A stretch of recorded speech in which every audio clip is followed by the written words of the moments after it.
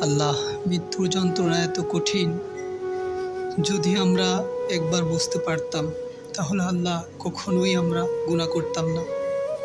আল্লাহ, তারপরও জেনে বুঝে আল্লাহ অনেক গুনাহ করেছি। একমাত্র শুধু আপনিই জানেন, আর কেউই জানে না। আল্লাহ, আল্লাহ আমাদের সকলের গুনাহগুলো আমরা মাফ করে দিন। আল্লাহ, মৃত্যুর সময় যেন আপনার প্রিয় নবী হজরত মুহাম্মদ সাল্লাল্লাহু আলাইহি ওয়াসাল্লামকে একবার ঘুমের ঘরে স্বপ্ন দেখতে পারি। আল্লাহ, সে তৌফিক দান করুন। আল্লাহ, আল্লাহ সবাইকে মৃত্যুর সময় কালেমা জারি করে দিয়েন মুখে, লা ইলাহা ইল্লাল্লাহু মুহাম্মাদুর রাসূলুল্লাহ।